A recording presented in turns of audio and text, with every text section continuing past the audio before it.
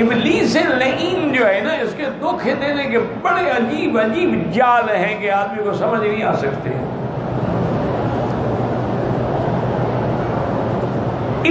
اللہ بچا لے. کبھی یہ عورت بن کے دھوکہ دیتا ہے، کبھی یہ خوبصورت لڑکا بن کے دھوکہ دیتا ہے، کبھی یہ اللہ والوں کی مزارات کے پیچھے چھپ جاتا ہے. جب کوئی آگے ان سے مانگتا ہے تو اندر سے کہتا ہے جاؤ مرید تمہارا کام میں نے کر دیا. کہنے والا وہ ہوتا ہے، اللہ والے نہیں ہوتے.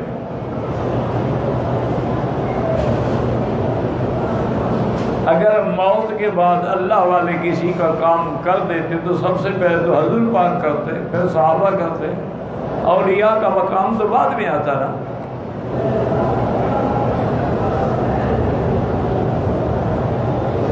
تلبیس ابلیس ایک کتاب ہے، بڑی اہم کتاب ہے کہ اس کے کتنے یعنی جال ہیں لوگوں کو گمراہ کرنے کے لیے. عالم کو علم کے ذریعے دھوکہ دیتا ہے، جاہل کو جہل کے ذریعے دھوکہ دیتا ہے، پیسے والے کو دولت کے ذریعے دھوکہ دیتا ہے، عیاش اور خبیث لوگوں کو عورت اور لڑکا بن کے اس پہ منشیات میں مبتلا کرتا ہے. اور ایسا بدبخت ہے کہ جب وہ بالکل مدہوش ہو جائے گا وہ خود بھاگ جائے گا.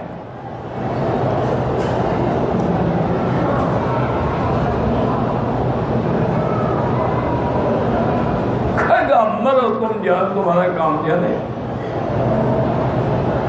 تو وہ بھی سردار کی شکل میں آ گیا، بیٹھ گیا. انہوں نے کہا کہ جی بات یہ ہے کہ حضور پاک صلی اللہ علیہ وسلم کی دعوت جو ہے وہ بڑھتی جا رہی ہے ایستا ایستا ایستا. اور اب تو بڑا مسئلہ یہ ہے کہ صحابہ نے ہجرت کرنی شروع کر دی. کوئی حبشہ چلا گیا، وہ مدینہ چلا گیا، تو وہاں جمع ہو رہے ہیں. اگر یہ سب وہاں چلے گئے تو وہاں تو مرکز بن جائے گا.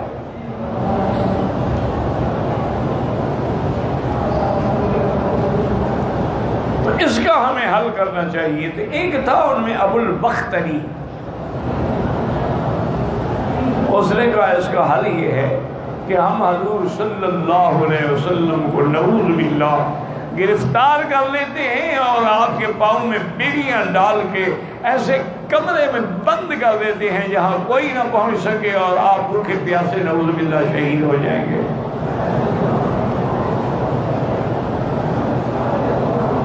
تو کہتے ہیں کہ وہ جو بیٹھا تھا نا ابلیس ملعون، اس نے کہا بئس ما قلت، تمہاری تجویز بالکل غلط ہے. تم حضور کو گرفتار کر لو گے اور پروانے خاموش رہیں گے، وہ مر جائیں گے یا ماریں گے. یہ تجویز آپ نہیں گرفتار نہیں کر سکتے.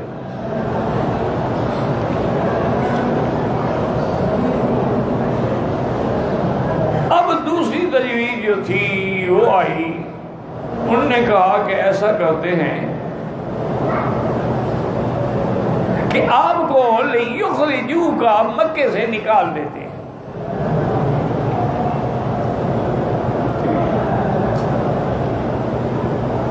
تو اس نے ابو البختری ہو جو ابلیس میں نے کہا نہیں یہ بھی غلط بات ہے، آپ نکال دیں گے. حضور پاک کی تو زبان میں جادو ہے، حضور کے چہرے میں اثر ہے. وہ تو جہاں جہاں سے گزریں گے لوگ ان کے ساتھ ملتے جائیں گے. وہ تو ایک بہت بڑا جب ان کا لشکر بن جائے گا تو آ کے حملہ کریں گے اور مکہ فتح کر لیں گے. انہوں نے کہا یہ تجویز قابل عمل نہیں ہے.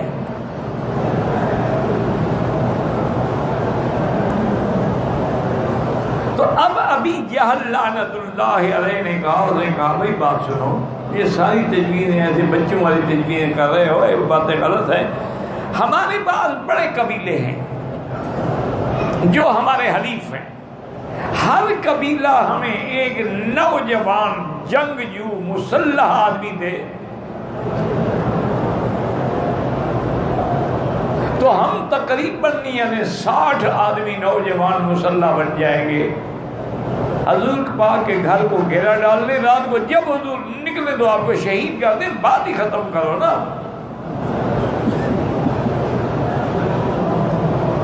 جب حضور شہید ہو جائیں گے تو اس کے بعد صرف بنو ہاشمی قبیلہ ہے نا آپ کا، وہ کیسے 60 قبیلوں سے لڑے گا؟ مجبور کہ دیت لینے پہ راضی ہو جائے تو ہم پیسے اکٹھے کر کے دے دیں گے، ہمیں کیا کمی ہے۔ ابلیس نے بھی تائید کی، باقی بھی سب نے کہا کہ ہاں نعم ما قلت، تم نے بڑی اچھی بات کی۔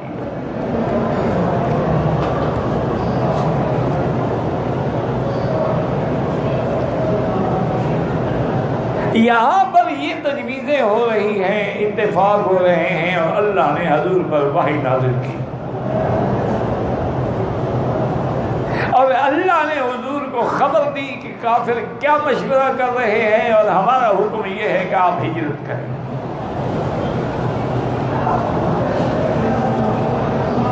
اور ہجرت بھی آپ نے مدینہ شریف کی طرف کرنی۔ حدیث میں لفظ آتا ہے بین حرتین، دو حروں کے درمیان میں ایک جگہ ہے جہاں کھجوروں کے درخت ہے، تو وہ مدینہ تھا۔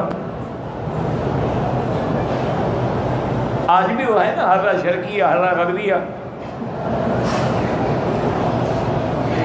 بی بی عائشہ صدیقہ بنت صدیق رضی اللہ عنہا فرماتی ہیں کہ حضور روزانہ تقریباً ہمارے گھر میں آتے تھے، لیکن یہ پہلا موقع ہے کہ عین دوپہر کی گرمی میں، اور مکے کی گرمی، مکے کی گرمی تو ضرب المثل تھی، یہ تو اب انتظامات ہو گئے نا۔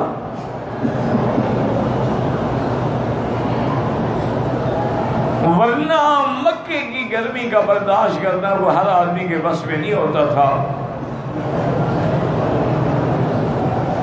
دیکھا ہے، کہتی ہیں کہ میں نے دیکھا کہ حضور پاک اس گرمی میں ہمارے گھر میں آ رہے، اور آتے ہوئے سلام کیا، حضرت ابو بکر نے جواب دیا، اور حضرت ابو بکر نے فرمایا کہ آپ کے گھر میں یہ جو بندے ہیں ان کو ایک طرف کر دو۔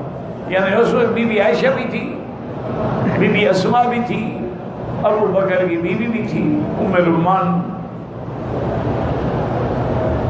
تو حضرت ابو بکر نے عرض کیا ما ہی الا اہلک یا رسول اللہ، حضور یہ تو آپ کا اپنا خاندان ہے، آپ کیوں گھبراتے ہیں؟ میری بچے، میرا خاندان کٹ سکتا ہے لیکن محمد مصطفیٰ کا راز نہیں نکل سکتا، آپ بے فکر ہو کر فرمائیں۔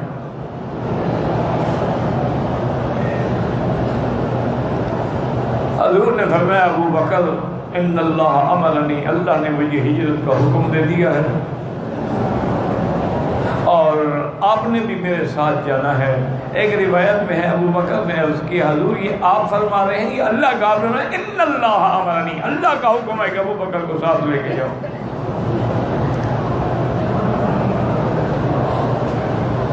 حضرت ابو بکر نے عرض کیا کہ یا رسول اللہ صلی اللہ علیہ وسلم، میں نے کچھ عرصہ پہلے خواب دیکھا تھا کہ ہم ہجرت کریں گے اور میں بھی آپ کے ساتھ ہوں۔ میں نے دو اونٹنیاں ماشاءاللہ بڑی اعلیٰ نسل کی اونٹنیاں جو ہے نا، ان کو ککر کے پتے کھلا کھلا کے بڑا تیار کیا ہوا ہے سفر کے لیے۔ آپ نے فرمایا ابو بکر نہیں، میں مفت نہیں لوں گا، اس کی قیمت کا۔ حضور میرا مال ہوگا، نہیں، یہ ہجرت کا مسئلہ ہے، ہجرت فرض ہے، اور میں نہیں چاہتا کہ میرے ثواب میں کوئی کمی ہو، تو لہذا 800 درہم پر حضور نے ایک اونٹنی خرید لی۔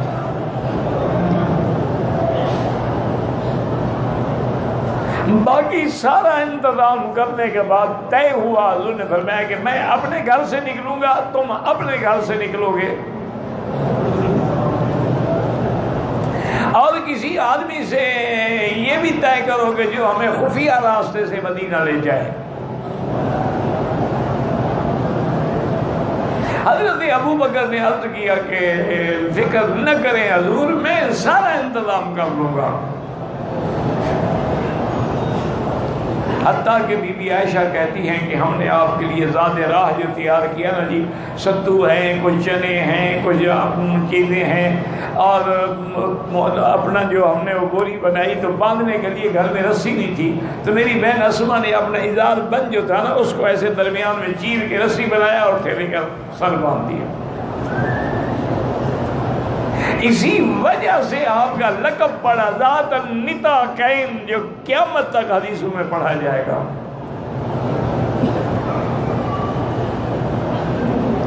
تو حضرت ابو بکر نے سارا انتظام کیا. عامر ابن فہیرہ ان کے غلام تھے, ان کی ڈیوٹی لگائی کہ تم جو ہے باقاعدہ روزانہ رات کو غار ثور میں آ کے ہمیں کفار کی حرکات سے بتلاؤ گے کیا ہو رہا ہے, کیا کر رہے ہیں. اور ایک کافر تھا, اس کا نام خرید تھا,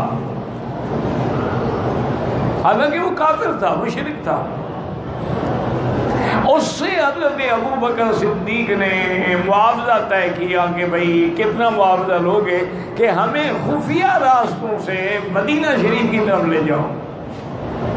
یہ جو عام راستہ ہے اس سے ہم نہیں جا سکتے, کفار تعاقب کریں گے. اور نے کہا فکر نہ کریں, میں ایسے راستے جانتا ہوں کہ مکے والے وہاں آ ہی نہیں سکتے.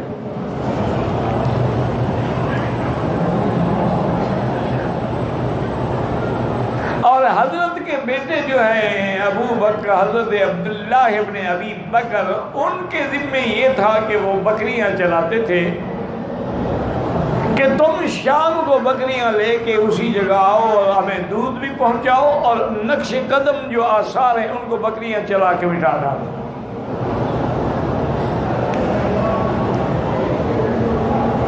یاد رکھو یہ سارا کچھ کیوں ہو رہا ہے کہ حضور کی امت کو تعلیم ہو کہ دین کے لیے ہجرت کرنی پڑتی ہے, چھپنا پڑتا ہے, خفیہ راستے اختیار کرنے پڑتے ہیں, کبھی کبھی کافروں کی راہبری بھی لینی پڑتی ہے. ورنہ حضور کو کیا ضرورت تھی, اللہ چاہتے جبریل بھیجتے, 1 سیکنڈ سے پہلے مدینہ پہنچا دیتے. مشکل کیا تھی؟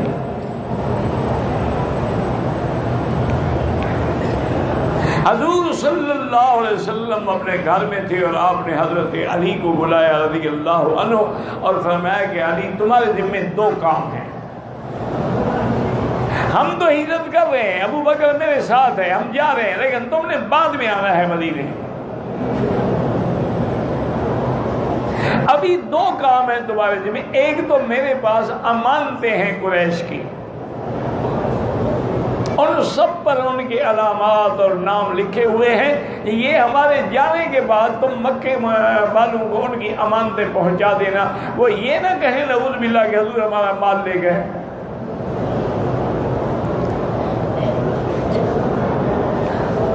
اور دوسرا کام یہ ہے کہ میرے بستر پر, میری چارپائی پر میری چادر لے کے تم نے سو جانا ہے, تاکہ میں جب اپنے گھر سے چلا جاؤں اور کافر دیکھیں تو ان کو معلوم ہو کہ حضور سو رہے ہیں.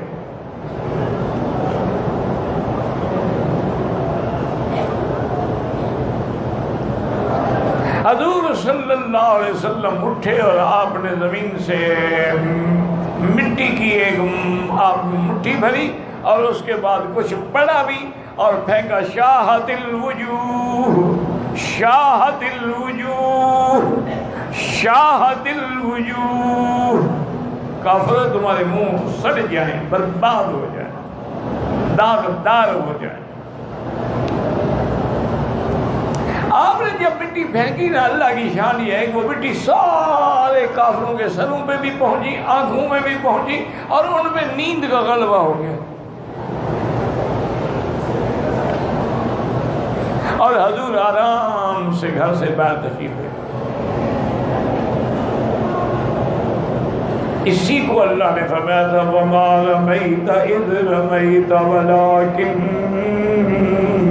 وَلَكِنَّ اللَّهَ رَمَى. میرا مطلب وہ آپ نے مٹی نہیں پھینکی, وہ تو ہم نے پھینکی. آپ نے تو ایسے پھینکی, ہم نے ہر طرف پہنچائی, یہ تمہارا کام ہے. حضرت ابو بکر راستے میں انتظار کر رہے ہیں. حضور صلی اللہ علیہ وسلم, یہی راستہ ہے جو آج بھی شارع ابی بکر کے نام سے معروف ہے. اسی میں ابو بکر کا گھر تھا, اسی میں ابو بکر کی مسجد تھی چھوٹی سی. اسی کو ہم مسیال بھی کہتے ہیں, مسفلہ بھی کہتے ہیں. یہ راستہ لے کے حضور صلی اللہ علیہ وسلم جبل ثور کی طرف بڑھے, اور آپ نے ابو بکر سے یہ بھی کہا جب حضور کافی چلے تو چلنے سے حضور کے پاؤں پر اثر ہونے لگ گیا، پاؤں میں خون. انہوں نے کہا کہ پاؤں پورا نہ رکھو، تھوڑا تھوڑا رکھو، تاکہ کافر جو ہے نا یہ سردار لوگ ہیں، مال مویشی کا کھلا ڈھونڈ لیتے ہیں، کہیں ہمارے پاؤں کے نشان پر بھی نہ آ جائیں بدبخت.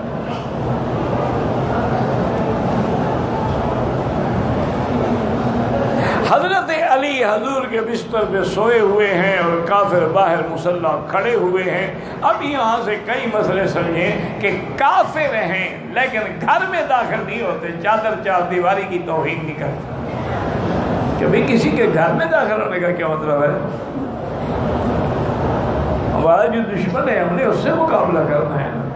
آج تو دشمنی یہ ہوتی ہے کہ ان کی بیویاں، ان کی بچیاں، ان کی بے حرمتی کرو، بے عزتی کرو.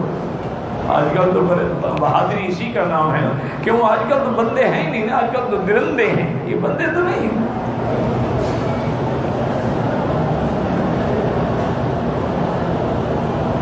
اور اس سے بعد روافض نے یہ بھی دلیل پکڑی کہ حضور نے اپنی زندگی میں امانتیں جو ہیں وہ حضرت علی کے سپرد کی ہیں. یہ دلیل ہے کہ آپ نے ان کو اپنے بعد امین بنایا اور خلیفہ بنایا، اور اپنے تخت پہ، اپنے بستر پہ، اپنے چارپائی پہ ان کو لٹایا. تو یہ دلیل ہے حضرت علی کے خلافت کی.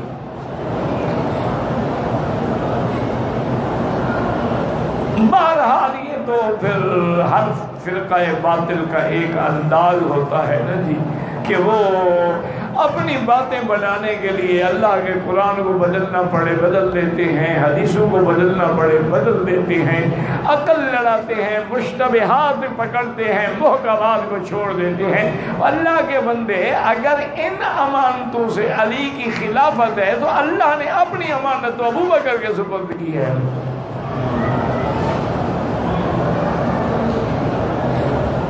اور اگر بستر پہ لیٹنے سے علی خلیفہ بن سکتا ہے تو حضور تو ابو بکر کے سینے پہ سر رکھ کے لیٹے ہیں.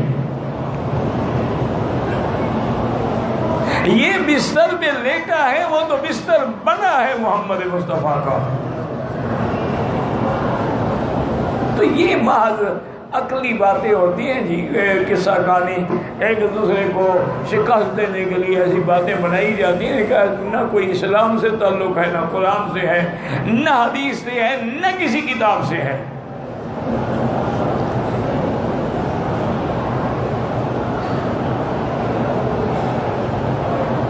اب سیدنا ابی بکر رضی اللہ تعالی عنہ جب جبل ثور کے قریب پہنچے تو انہوں نے دیکھا کہ حضور پاک کے پاؤں مبارک خون سے بھر گئے ہیں.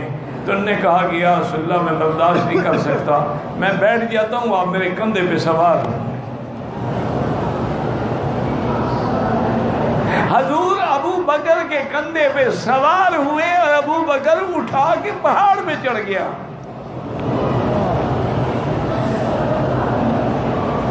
اب جو دشمن صدیق ہے نا وہ کہہ دیتے ہیں کہ یار یہ اہل سنت کہتے ہیں کہ ابو بکر کے کندھے پہ سوار ہوا، تو کون سی بڑی بات ہے، حضور تو گدھے پر بھی سوار ہوئے ہیں.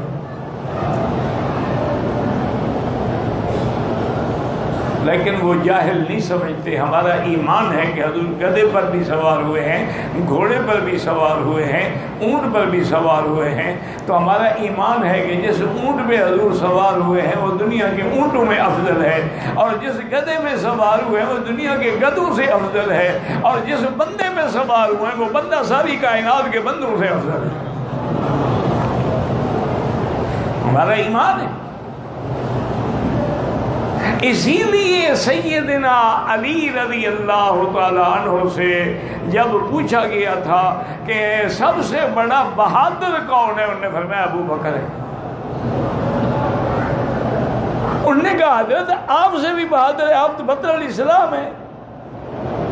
انہوں نے کہا کہ ہاں کعبۃ اللہ میں حضور نے میرے کندھے پہ پاؤں رکھا کہ میں کھڑے ہو کر اوپر تصویریں مٹا ڈالوں، ابھی آپ نے ایک پاؤں کا بوجھ دیا. تو میں نے کہا قط یا رسول اللہ میں نہیں برداشت کر سکتا.